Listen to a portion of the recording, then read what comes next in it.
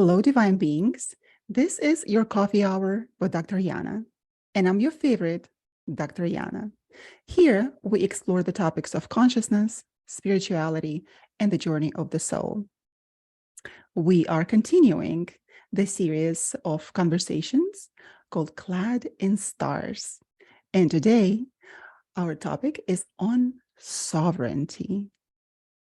We have our amazing guest today, Dr. Marina Smirnova, and she is transpersonal psychologist, as you already know her, and a full professor of Saybrook University. She is transpersonal mentor and an intuitive.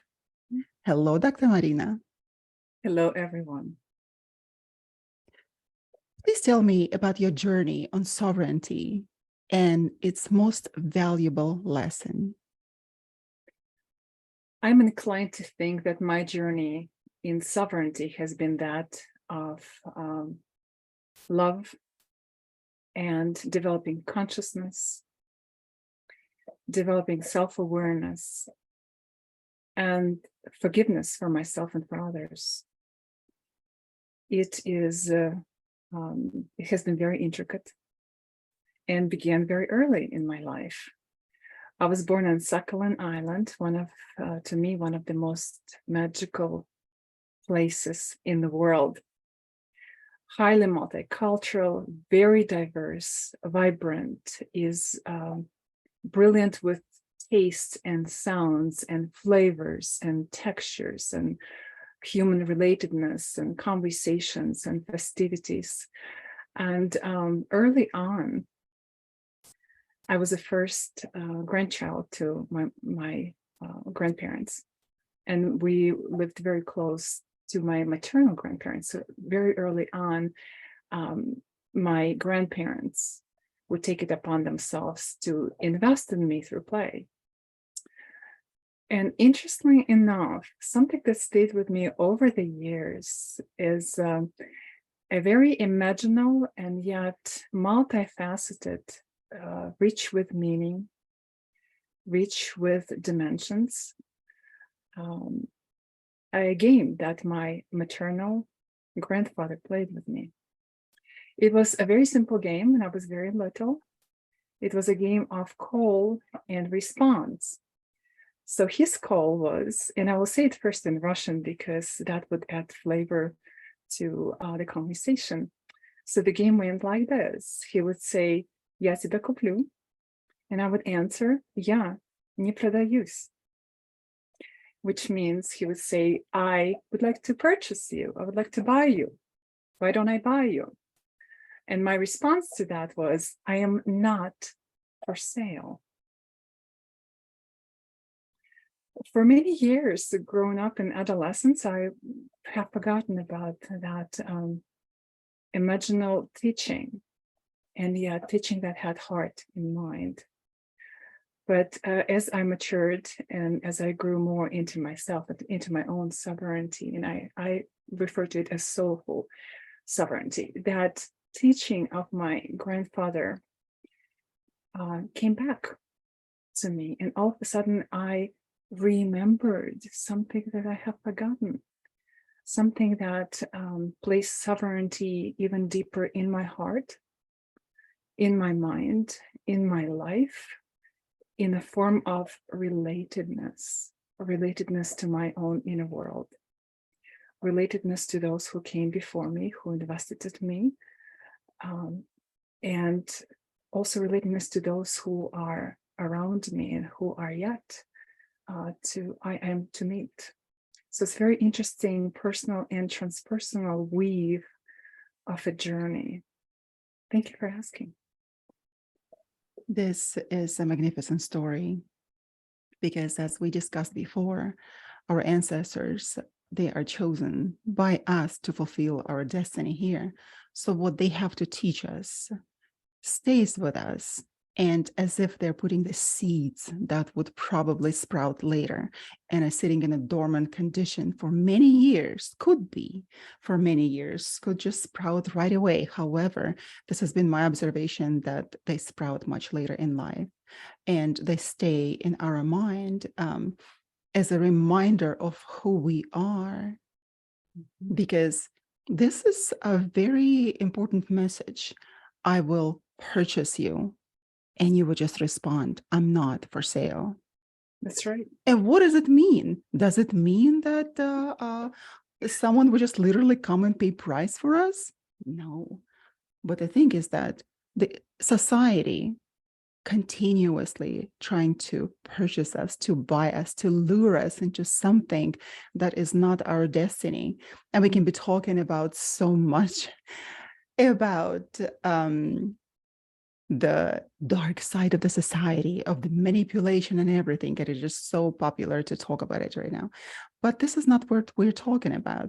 There is actually the trend, and it has been for centuries, to take you away from your calling and from your destiny, whether that's on your own account or whether that will be different people, companies, societies, organizations that they will come and offer you something that would be so sounding and looking so magnificent, essentially to tempt you and to lure you away from what you are supposed to be doing in life.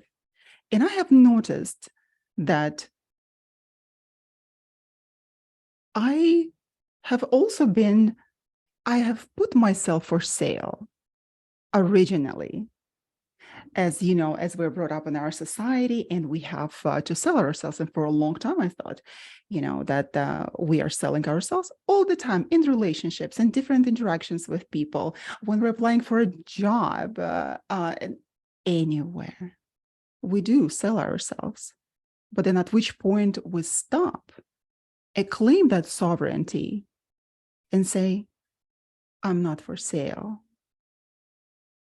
This is that game that you played with your grandfather is just striking such a deep chord in me, because I've also been sold to the society, to the organizations, to people as well. And I remember when I was applying for teaching positions, and because you get a PhD, you're supposed to be teaching, right? Doing research. And I was telling myself that. And that is the reality as well. And I remember how I was perfectly qualified for those positions, just perfectly. There would be nobody else as perfect as I am fitting those qualifications. And nevertheless, I would get the letters that you're not qualified, or you're overqualified, underqualified, you're just not qualified. So to me, it was a bizarre thing. And I could not believe that this is actually happening to me. So at the beginning, I was really blaming them, saying, how dare you? My ego would be just going out of the roof, just exploding. How dare you not employ me? I'm the best that you can ever find. And then I started looking inside. What's in me that allows them to treat me like that? To refuse give me the position that I'm applying for. And I have understood that the criteria that they were listing was probably more important to me than my own self. The sovereignty that I had to be really faithful to myself. Yes. And when I understood that, I said, this is so incredible. It was just like epiphany to me. And all of a sudden, I did not need those teaching positions that I was applying to, because I was applying also to teach something that I did not want to teach. That was not my calling and my passion. But the pay was great, and to be university professor, to continue on your track, and be a well-respected person. That is not what was important. And I realized that. And once I realized that, life began to be so easy, because in my understanding, that sovereignty of your calling has to come from the inside, because the world is not going to tell you anything about you. They will come and they will try to take it away. What are you willing to give away? I will buy you. I'm not for sale. So I think once we become not for sale, our value increases in our own eyes and in the eyes of the society and the people, like-minded people like ourselves. And that is such an important lesson that your grandfather taught you. Yeah, thank you. It cannot even be overestimated. Yes. So beautiful. Yes, yes. I grew in appreciation of that lesson over the years and over the decades. And it also, that lesson in and out of itself, it pointed out that there are many layers to sovereignty, because there's so many ways we can read it. There's so many ways we can connect with that. There's so many ways we can embody it, you know. At times we're just bound and determined, and it can come across as very harsh. There are moments like that. And in time and over time, and I'm sure you know this for yourself, Dr. Yana, I know that you do. Over time, we learn how to tread gently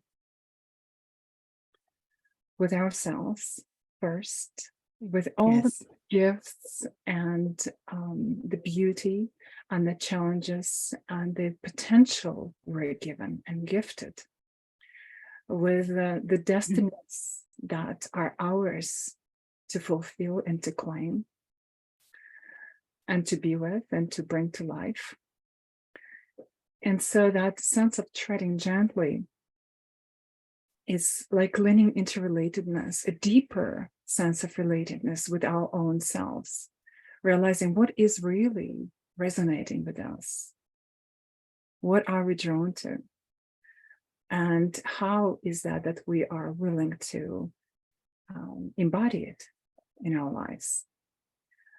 And there are moments where, you know, sovereignty can also be exceptionally quiet for me.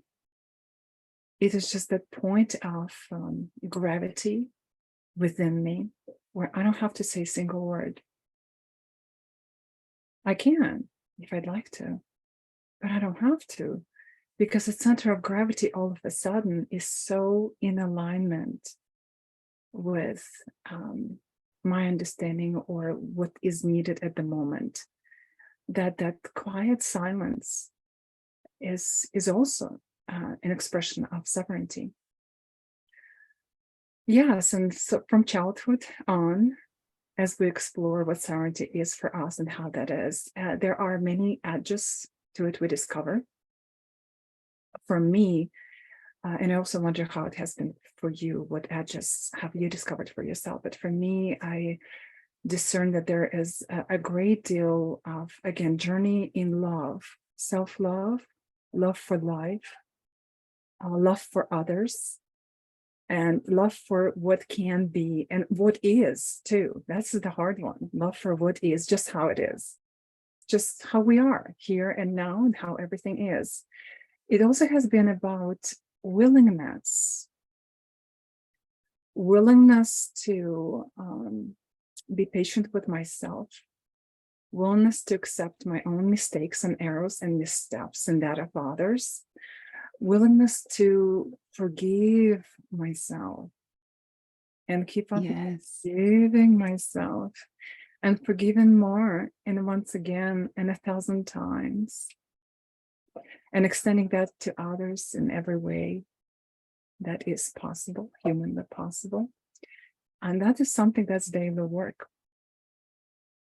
It has not been for me that it's once said and then once done. I think that I'm among people who are reminded about this daily, you know.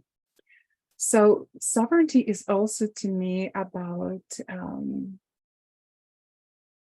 having a capacity and be willing to go in deeper in my own motives, in my own understanding, in my own preferences, in my own psyche, if you will. And this is where it is so helpful and so invaluable for us to keep in mind that the mainstream idea of the psyche is only one version of the psyche. We're focusing in mainstream predominantly on biographical domain, what happens to us from the moment we're born till now. And we're very good at this. However, there's so much more that is happening in terms of the expanded understanding of the psyche. And it is relevant because unless I'm willing to understand or at least entertain a possibility that there's more to me that has been presented to me by the mainstream culture, then I am more likely, if I'm not willing to see that there's more to me, then I am more likely to reduce myself, to cut my own wings, right? To underestimate or even overestimate my own capacities, my own resources, my own abilities. And so for that matter, for instance, examples are many, but one of the examples is Stanislav Grof's cartography of the psyche, expanded cartography of the psyche, that allows us to see that there's not only a biographical dimension to our life, which is important and valuable, but there are two additional ones that are just as valuable as a biographical one. So he's speaking about perinatal dimension and also transpersonal domain. So having three, biographical, perinatal, and transpersonal, is so much better because metaphorically speaking, it forms a tripod. And we know that in ancient Greece, tripod was a very stable structure, right? Because of the unevenness of the earth. And speaking actually of Oracle of Delphi, some sources say that she was sitting on a tripod. That's true. Offering prophecies. Yes. Offering prophecies. Exactly. So with that, to me, to be sovereign is to be willing to entertain the possibilities that go beyond the conventional understanding, in that sense of conventional understanding of the psyche. And you, Dr. Yana, know very well that there's not only biographical, but there is perinatal and there's transpersonal domain, and you utilize them very well. So share. Absolutely. How about the edges that you sense in that soulful sovereignty, in that journey for yourself? Well, as we know, the mainstream psychology studies the mind and not the soul. So when the transpersonal psychology was established, I think that many people just took a sigh of relief that there are notions and phenomena that can be understood and approached from the scientific perspective. I remember I was working on my bachelor's degree, and I was still in Baku in Azerbaijan. And my amazing professor, amazing in which terms, I was writing a thesis, and he introduced me to Carl Jung. And at the same time, he said that he's not really recognized in the United States. And where were we? On the different continent talking about Carl Jung. And he said, if you want to go to the United States, he's not really accepted there. And to me, it was very interesting. Why? Because he speaks of the soul and the journey of the soul. And all of a sudden, he's not in a mainstream psychology. And somehow he's a new age, acquired a new age popularity. That was very interesting to me. Because he's a scientist. He's a scientist, nevertheless, decided to study the soul. It was the beginning of me to understand that I need to stay truthful to myself.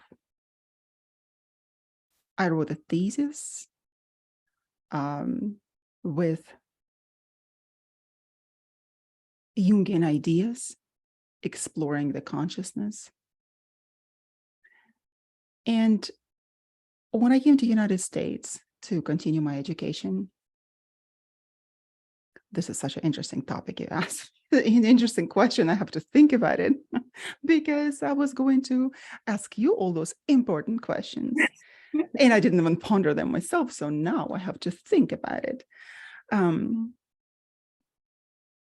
Once I was already here pursuing something that already started before that would take me away from my calling, and I continued to get my education, the master's and the PhD.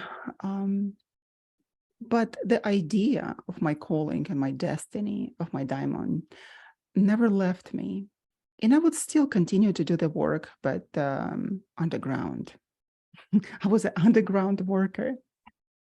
And not that many people knew what I was doing. I sensed that something is lacking.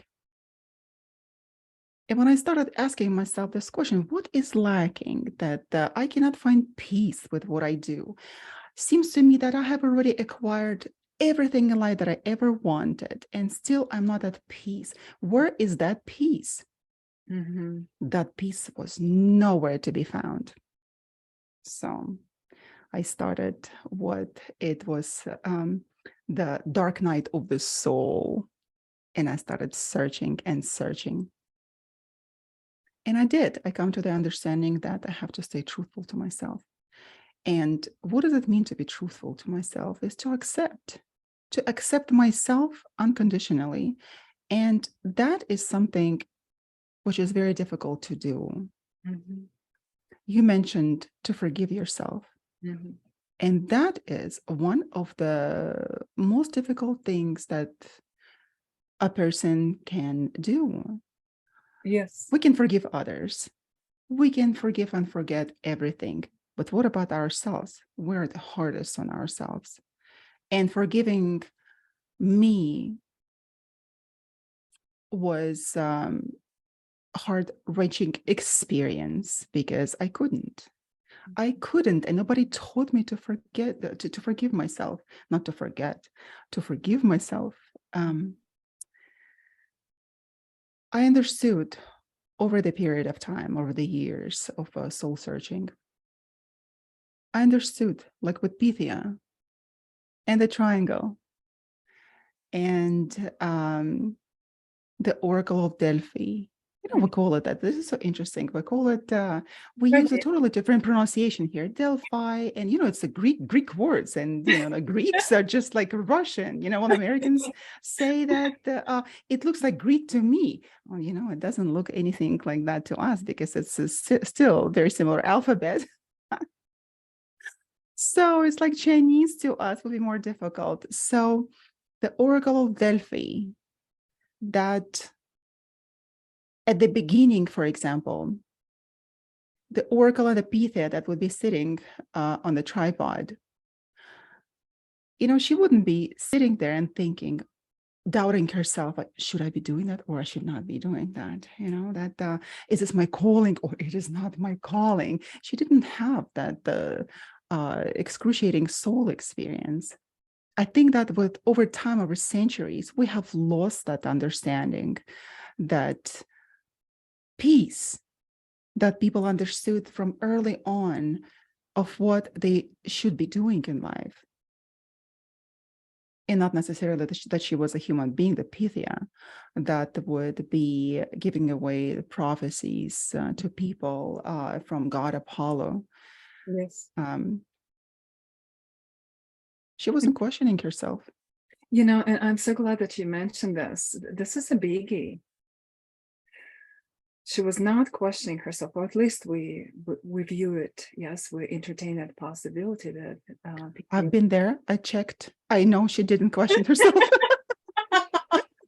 She was divinely inspired. Well, thank you for sharing your phenomenological experiences with us. Experiential, therefore valid. Yes, absolutely. Absolutely. And, if we look at this too from another side, at least what little do we know about how these girls who were to become the oracle of Apollo, the voice of Apollo, really, how they have been prepared since the moment they were born. They were prepared for that role, for that particular destiny. And so the preparation was a lifetime preparation. And at the time of the prophecy, they were teenage girls, but already had a very clear understanding of their own path, of their own destiny, and everything that came into this. So we could see the incredible investment of the community in a single human being for the purpose of honoring the divine world. And you're sharing with us here, and I so love this, how you have been honoring your own path, and therefore the human and the divine within you. And for me as well, that human dimension of us and the divine dimension of us, they meet in that concept of sovereignty. Because sovereignty is encouraging and asks us and prompts us to recognize our own creative freedom to be, to become, to think, to rethink, to choose again, to decide, to redecide. Yes. True. And yes, and that human dimension is not a solo number in that idea of sovereignty and that experience of sovereignty that I can speak for myself in that instance.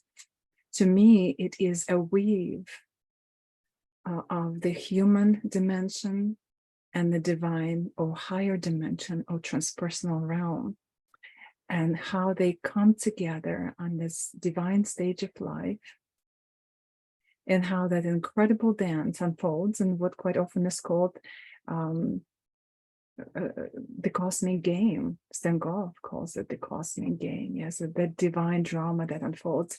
And so that sovereignty is such a paradox, and continues to be in many ways a paradox, because here comes in here this free creative freedom, and it was the experience of the intent or instant of self exercising free will, while at the same time being willing to honor what are the gifts from a higher realm to us, including the daimon or the calling or the angel who accompanies us. And that's an incredible journey. Yes, so we can think that we're not alone. We are star-clad in that journey. And the angel does not go away. Again, we can deny the call of the destiny. We can postpone it. We could, as James Hillman shared, we can intermittently miss it. But the calling does not go away.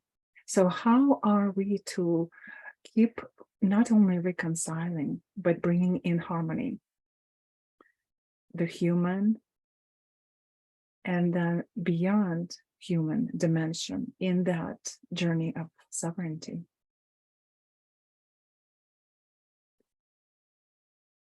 I think that we can be talking on calling and sovereignty, but we must accept ourselves.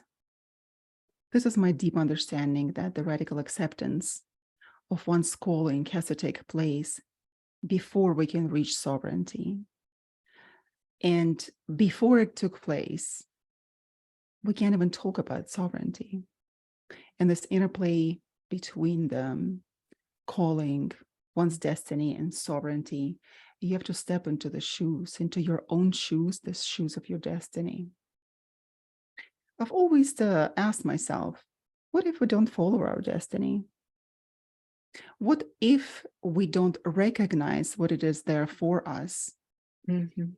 What if we continue to search something that would follow the lives of other people, for example, or to imitate the lives of other people as a society presents it to us? What if we do not explore what we should be doing in this life and miss it? That is something, in my understanding, that is a dire thing to happen. Mm-hmm. It's a dire thing to happen. Mm-hmm. So while we're here and we're given only one life here in this body, and thank God this is this body this time, because I had different bodies and different previous experiences. Once we understand that calling, we can step into the sovereignty of understanding of our lives, and somehow everything becomes peaceful and life becomes an open book, so to say, an open book. I remember once I understood that what I should be doing in my life is to actually continue what I was revealed a long time ago. I understood that the laws of destiny don't work on me anymore. And that is a very interesting concept. And we can say that it is too presumptive to say that all of a sudden laws of destiny stop working on you. And it is not just for me. It is actually the concept that has been expressed over centuries in different philosophical currents, that once you reach certain level of spiritual development, the laws of nature, the laws of destiny, they stop working on you, and then you become the creator. But how to get to that stage, how to get to that step? And that is the most important thing. It's not easy to understand yourself. It's not easy. So, what was the question again? The sovereignty. Sovereignty. We were talking about the interplay between our destiny and sovereignty. And how do you think that we can nurture that sovereignty in our lives? Yeah, thank you. For me, and that also links together what you just shared, because I deepened into that. For me, the calling did not have to come before sovereignty. And I knew it clearly, at least consciously. Yes, even though as a child, consciously, right? As a child, I had that transpersonal experience that I now call transpersonal, but as a child, I had no language for that. I just found myself in both worlds at the same time. And it was absolutely gentle experience of bliss, very gentle, embodied experience of bliss. And if I were to wait till I really discern my calling to exercise my sovereignty, I don't think my life would have happened in a way it did. Because very early on, I have exercised my voice in a number of ways. You know, right after third grade, we already moved from Sakhalin Island to the mainland. And after the third grade, I was to be starting learning a foreign language as everyone else at that time, as my peers, my colleagues, if you will. So I was scheduled, because I was in a group C, I was scheduled to learn Spanish, because groups A and B, they learned English, and group C would always learn Spanish. And my mom, bless her heart, really from the very beginning wanted to make sure that I learn English. She was adamant about this. And needless to say, it was not easy to switch from one group to another. So my mom had a number of contacts with the school principal. And school principal agreed to transfer me from a C to either A or B for the purpose of me learning English. The only thing that the principal needed was for me to say yes. And so my mom has worked on me for several weeks. And she seemingly convinced me that, yes, you know, this is exactly what I need to do. This is exactly within my best interest. And we're going to go to the school principal, and I'm going to say yes. So we go to the school principal. And I just finished third grade. Yes, no sense of calling in terms of conscious for me at that time, no conscious sense of calling, unconscious or deep unconscious, collective, yes, but not conscious. So the director happily meets us, or a principal, we call, in Russian, it's director школы, which means school principal. She meets us and she asked me, so you're happy with this, yes? Or you're ready? And I looked at her and I look at my mom and I look at her and Like, what are you talking about? and I say to the principal, well, I went even further. I said, no, I'm not. I'm not changing my group. My mom was beside herself.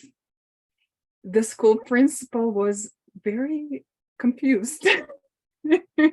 What is going on here? And sure enough, I remained with my group and I refused to change my group. Refuse for any. Some sovereign child there. Exactly. And my mom, for many, many years, have really said that as she returned to it over and over, said this as a moment of, in her sense, maybe rebelliousness. But for me, it was not an act of rebelliousness because I was not rebelling against anything. I was just acknowledging what's right for me. And, it's just so important when you ask Dr. Yana that question about, connection between destiny, yes, and sovereignty. To me, it's just so important to invest in discerning for ourselves what is true for each of us. What is true for me? What is really true for me? Truer than true, regardless of any other factors or perspectives or opinions, etc. Because it is common for us human beings to consciously or unconsciously to rebel against, a certain imposition in whichever ways it comes to us. And yes, that's a way to assert what we would like or what we don't like. But it's one thing to know what we don't want. And then there's an extra step, or even more than one, that is required to actually, from not knowing what we, for knowing what we don't want, to know what we want. And that step requires a good deal of looking within and observing, being very patient and very, as you mentioned, yes, being very forgiving to ourselves. And I would say also to others, so that we continue to reconcile the edges that can be quite troublesome. Yes. And so as it comes to destiny and it comes to sovereignty, I truly sense that this is a long journey. And this is a paradoxical journey. And it's a journey of distilling what's right for, in that sense, I could speak for myself, right for me, rather than I am pushing away what others are suggesting for me. This is very different energy for me. I This is can't. very interesting. Yeah, say more. This is very interesting that you mentioned that when you were proposed to switch the languages, you stayed with Spanish, and I don't know how that affected your life and how that played in your life. I remember a very similar experience when I went to school also, but at the beginning to start working on my bachelor's degree, it was I was working on bachelor's in Russian language and Russian literature. That's the school that I chose. But we had the English class there. And I had a professor, and again, the most amazing professor. And people need to be blessed with more great people in their lives who are going to be so instrumental in understanding their destinies. Mm-hmm. And this particular professor in the English class, he continued to ask me, Yana, what are you doing in this class? So at the beginning, I didn't understand what he meant. He said, you're not supposed to be here. You're not, this is not your school. I'm like, what are you talking about? And he said, you're supposed to be in the neighboring school, which is Academy of Foreign Languages, to go and study English and English literature. And the interesting thing, the interplay that happened between the Russian literature and language and English literature and English language was so interesting that I believed him. I believed him because he was one of the amazing people who taught me how to learn English, how to approach the language. He said we should open the dictionaries and read them as books. Mm-hmm. And this is what I did. Mm-hmm. I read the dictionary as a book. I took it literally. Maybe others didn't, but I took it literally and I was reading dictionaries. But the interesting thing is that after I graduated, of course, with a degree in English and English literature, my master's degree was in Slavonic studies, still continuing linguistics and philology. That was in Russian still and Russian literature. This is the most incredible thing. So at some point in time, you get deviated from your destiny, but then you come back. Yes. And you think this is the right course of action. And you take it and you switch schools, but at the same time, you come back. And where did I do that? I did it in the United States. Mm-hmm. Who wants to study Russian and Russian literature in the United States? Any Russian? Raise your hands. I was the one. I came back to myself. Yeah. You. I'm so glad Yeah. that you did. And this is a beautiful example of how that unfolds, you know, just beautiful interplay. Yes, there's something to be said that a great deal of instances for the correction of course, right, are presented as we learn in schools and institutions of higher learning. And then it translates into life choices, life decisions. How are we to navigate what is gifted to us and how are we to be in the world? You know, I must acknowledge that for me, sovereignty and destiny also touch shoulders with intricate qualities that each of us carries. We can think of them as personality types. You know, there are many personality systems.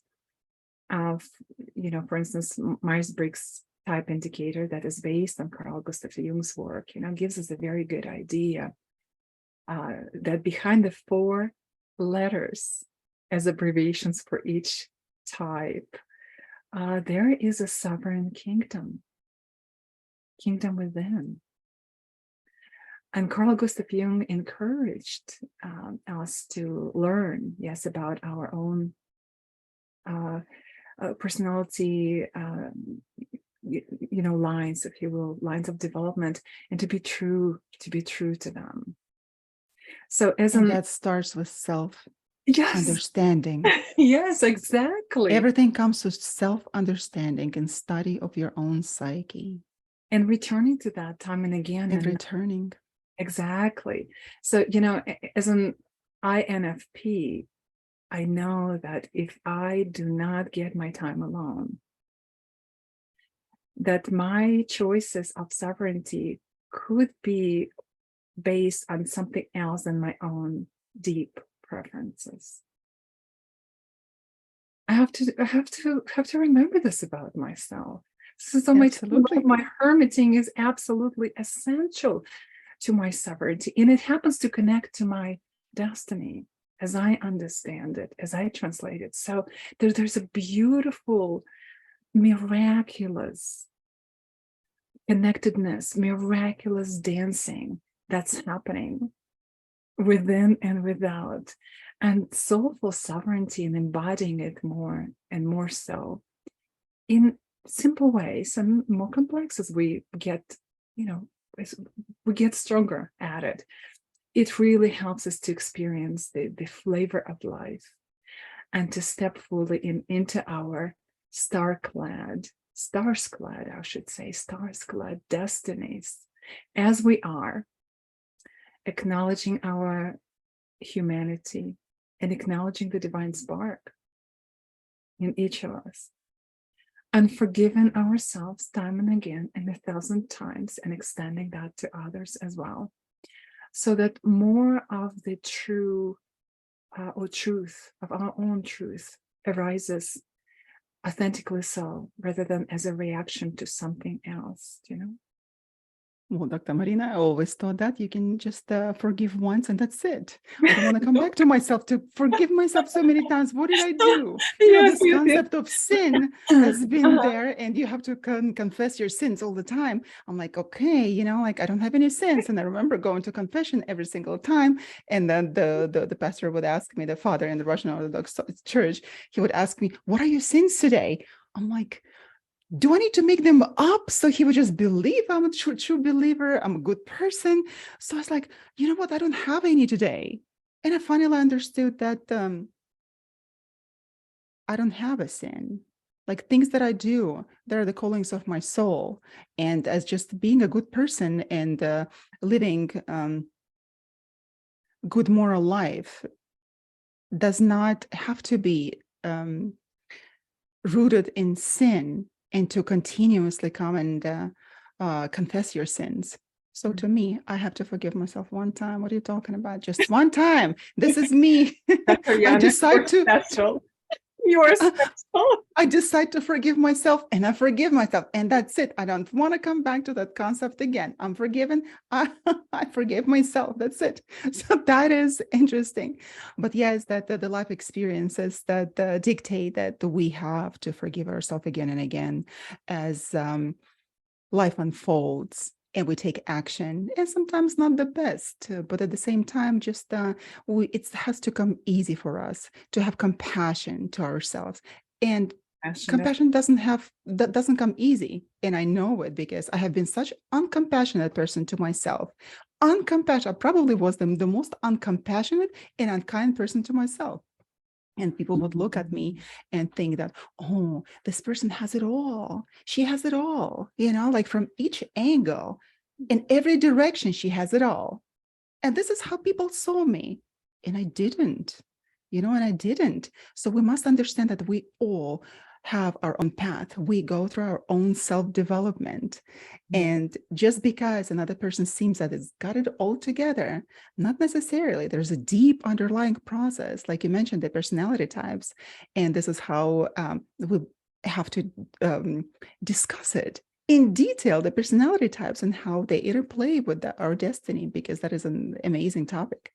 So I forgave myself. I'm declaring that to you. I forgave myself and to everybody. Thank you. Thank you. Oh, Dr. Marina. We keep forgiving, we keep forgiving in the best way we know how.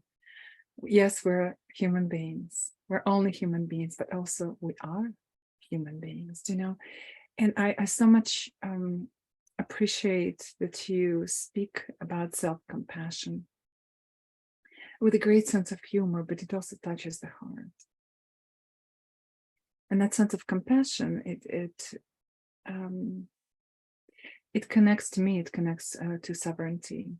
It connects to the attitude of honoring life. And there's so much life inside of each of us. Why not honor it? How it lives, yes, how it expresses itself. And that attitude, or even attitude vitality, our capacity to hold high vibration attitude, is something that is invaluable in life. And there are simple ways to cultivate it. So let's talk about this. How can we cultivate sovereignty, embodied sovereignty? Yes, as we tread gently as we can, but certainly with that, honoring that truth, as you spoke about, the truthfulness, yes, that is present for each of us. How can we do it? What are the possibilities? What worked for you? I'd like more people to ponder this question, because that is not an easy question. And Yeah. every person finds their own path to sovereignty. And of course, I speak about it. For example, today it's with humor. Other days it is not. Other days the life and my path is so difficult. I am ниже плинтуса, так скажем по-русски, ниже плинтуса. Yes, lower than desired. Right, in the lowest lows. But that people don't see. That is what we all should understand, that we're all human beings, just like you said that. and we all go through our own personal struggles. But again, going through our personal struggles, but being on our path to your destiny, to sovereignty, sometimes we run toward it. At times we can't run. We just we lay, or we sit in the direction of our goals, right? And the times when we can't do anything like that, when we can't run, when we can't walk, we lay toward the goal. We lay toward our destiny. And you remember in our conversations that when it gets so difficult, you can have a very difficult time with yourself. But it's so important to forgive yourself at the time, knowing that you're still on the right path. Even if you're just laying in the direction of your destiny. You realize you're so humorous right now. You realize this, right? Because it has been for me. We have to make it humorous. Otherwise, the life is very difficult and filled with suffering. And if we don't find humor in it, it becomes really difficult to live our lives. I spend a lot of the time laying toward my destiny than sitting or running or walking toward it.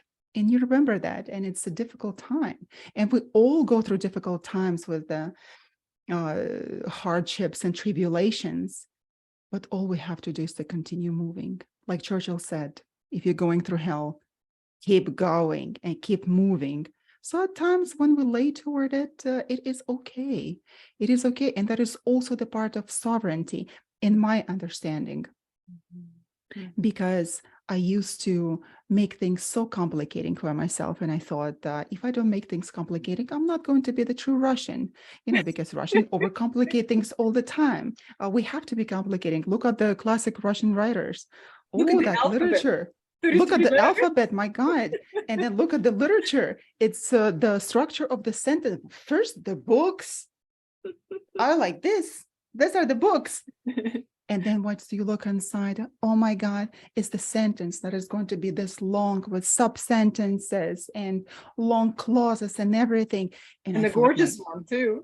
Oh, gorgeous. Absolutely gorgeous and fantastic. Like the one that we have recently, people would remember him, Nabokov. He wrote Lalita, but he also wrote many other novels, fantastic novels. But at the same time, I thought that I had to be as eloquent as him. And I have to stay true to myself. And I can't express my thoughts lightly. I can't write without overcomplicating things. And then I realized with many visions that I had to simplify it. And when I was too serious about my life, and when life hits you in the head with a skillet, with a iron skillet sometimes, it gets absolutely difficult even to survive. And you look for ways to get back to yourself, but sometimes you don't even know what your true self is, right? Then you start to be on your path to your own self. I understood that. I understood it in a hard way. And I think most of us, when we are on the path to our destiny, to our calling, to fulfill it, we go through these hardships. We get hit in the head with an iron skillet, but we have to continue to move. And that is the most important lesson that I have learned, that we have to keep moving. We have to keep moving. And you taught me that as well, regardless what it is, keep moving. Yeah. Thank you. Thank you so much for that richness. Keep moving. Difficulties are inevitable, and they also help us to chisel out that edge of sovereignty within us. Because to keep moving and that intention to keep moving, that's an act of sovereignty. It is. It is an act of sovereignty. And so what seemed to work for me, at least at different times in my life, in terms of cultivating sovereignty for myself, was, as you already know, forgiveness. Yes. Again, and 1,000 times, and 1,000 more, and 1,000 more. And the last time I was in that flow of forgiveness was as I was walking my dog Star this morning. So that's really, oh yes. What sin did you commit? It's really fresh. I missed many marks. Okay, if we think of a sin as a missing the mark, I miss many marks. And I forgive myself for that. And I forgive others for that as much as I can. And forgive myself as much as I can, because it's not 100% process over time. Even at an instant, it is to the best of my capacity as much as I can. So forgiveness, we talked about this. It's a biggie. Then also looking deep within and finding ways to make time to discern what is important to each of us. Because in order to exercise sovereignty, as you know, and as you spoke about this already, it's so important for us to know what is the truth that we call inner truth. What is it? What are values that are dear to us? What is utmost meaning to us in life? And it's from that core, from that center, that we can decide, is it to the left? Is it to the right? Which way do I go? Because we're bombarded with innumerable choices every day. And for me to exercise sovereignty, I need to know what is the objective. And when I say this, I think of the movie Hitch. I love this film. So what is the objective? Yes, and that's the objective. Yes, what is the objective? So what am I to accomplish? And as I'm accomplishing this, and this is where my sovereignty kicks in, I need to remember that I'm not for sale. I cannot sell out my deepest values. I cannot sell out my deepest feelings, thoughts. I cannot sell out the very essence of me. There's a reason why we speak about, keeping our own souls, right? As humanity, we've been talking about this for thousands of years. Why? It's not for sale. It just isn't. And I love how you, in the beginning of our conversation, we're talking about how the world lures us with everything that quote unquote shines, right? Or seems to shine, and that is not gold. So to me, it is helpful as I continue to cultivate my own sovereignty to embody it in the best way I know how, is to remember that, to be true to myself, that nothing of value is for sale. Nothing of eternal value is for sale. It is gifted through love, self-love, love for one another, love for humanity, love for this life. And no matter what happens, we keep honoring this. And this is where this attitude of honoring life and honoring our deepest self, and therefore it translates in the acts of sovereignty. And sometimes they are clean cut, sometimes they're kind of messy and intricately contemplated. And here it is, who comes to mind to me is Joseph Campbell. He was speaking Joe. Yes, Joe, our friend Joe. Absolutely, absolutely. Yes, why not? He is our friend. Another friend, yes, another friend, and it links to our conversation in the first podcast. So Joseph Campbell, when he was speaking about marriage within the context of marriage as an institution, yes, as an experience, as a cup that holds together the lives of two people, he was saying that marriage is not a love affair. It is an ordeal. Oi. Oi, exactly. Marriage is not Oi. an affair, it is an ordeal. And may I dare to extend and to repurpose Joe Campbell's saying about marriage and apply it to sovereignty. Our sovereignty is not a love affair. It is an ordeal. And even though to me, love is at the heart of it. And that's a paradox. That is such an interesting paradox. I don't know how I feel about it. Yes. You know, Good on you, Dr. Yana. right? It is so interesting, yeah. But I would like to come back to the notion of sin, which is missing the mark and not the sin, the original sin that we have been talking about and been really ingrained in our minds. That is missing the mark. And that is okay to miss the mark on occasion and then to come back to yourself. As you know, in this regard, it has to be, right? Has to be. And if it is okay to miss the mark, it is okay to forgive yourself. Mm-hmm. And with this, again, I'll think about forgiving myself multiple times. If I miss the mark, I'm going to let you know. You're going to be the first one. But for now, Dr. Marina, thank you so much for this amazing conversation on sovereignty.